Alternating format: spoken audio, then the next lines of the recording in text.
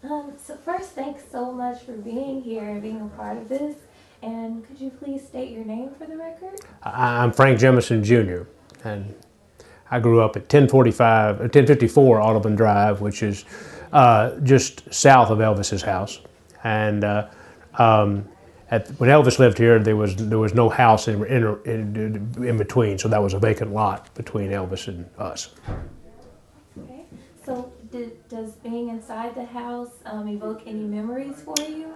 Well, I was in this house a lot, mostly after Elvis moved out. But I was here once when Elvis was here, so it was nice to see it again. I would not have picked the front bedroom out as Elvis's, but I was here when I was 8 years old. I was born in 1948, so I guess Elvis was here in 56 and 57, is that right? So I was 8 or 9, I don't remember which way it was. But. Could you tell us a little bit about being here for the first time while Elvis was here? Well, when we were here, we had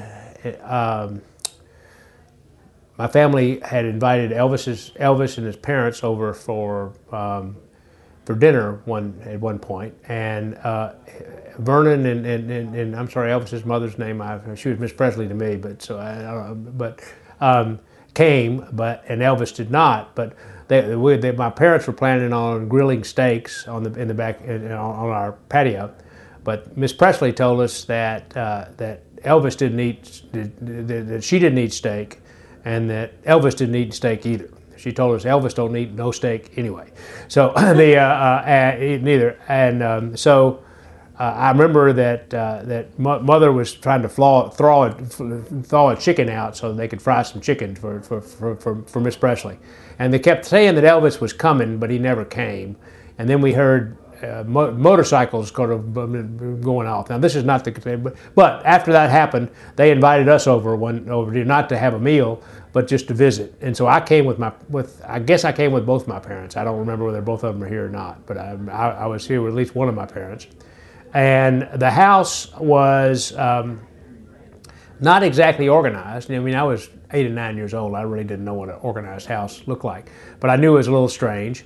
I remember that he had large boxes, like one would get cardboard boxes, like you would get a washing machine delivered in, and he had fan mail and all of those, and he had. I don't know if they were gold records or platinum records, but they were framed, but they weren't hung on the wall. They were just stacked against the wall. And Elvis gave me a tour, and again, I went back and I saw Elvis's bedroom, and it had stronger colors than I was ever used to having. I think it seems to me it had purples and greens and oranges and satin sheets of various sorts. And I don't, you remember what you're like when you're 8 or 10, 9 years old, but I didn't. I thought that was unusual. I'd never seen anything exactly like that. So that's what I remember about the house. When Elvis first moved in, there was no fence, but they had to have a fence shortly thereafter. And I remember Elvis out one point basically had girls lined up, and he was kissing each one. That was sort of what they seemed to want. And he had all kind of different cars, mostly big Cadillac convertibles, but he had motorcycles and had all kind of stuff. I remember Elvis tried to play touch football with the older boys on the street. We played it in the doggerel yard, which is up there about 5 yards, but he always attracted too much attention. Elvis was nice. He tried to be one of the people on the street. It just was sort of impossible for him to be one. And let's see, what else do I remember? When I came, Elvis again, there was a vacant lot between our houses. And I remember being out in the driveway with another one of Frank Doggerel, who was slightly older than I am, lived up the street. And somehow or another, we had a collection of fake Confederate money, and we were out in the driveway counting it. And this was the time for the Memphis Mid-South Fair, and Elvis somehow or another landed in the vacant lot in a helicopter. It was very exciting, but it blew our Confederate money everywhere, and I was disturbed about the Confederate money.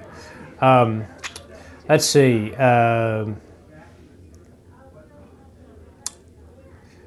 me see if I remember that. Those are my main Elvis memories, I think. So, but Dr. Boniface was telling me about an occasion where you might have sold some. You know, that's a family story, which I assume happened. I am a business person. They say that I was always entrepreneurial, but I have a much younger brother and sister who were babies almost, 2-year-old, 1-year-old at the time Elvis lived here, and he gave them stuffed animals.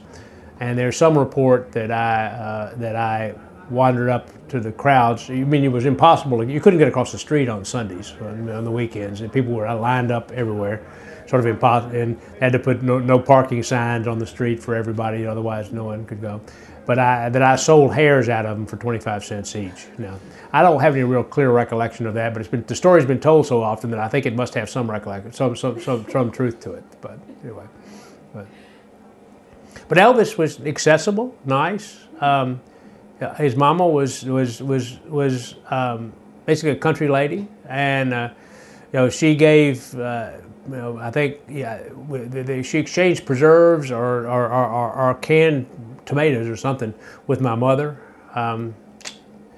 I think my mother has talked to you all before, but she may be coming again tonight, and she can make up her own stories, I guess. But anyway, but that was what it was like. It was all, My recollection is Elvis moved in sort of after he'd made Heartbreak Hotel and sort of left when he went to the Army. But that may not be straight. I may not have that straight. So. Okay, thanks. Thank you so much.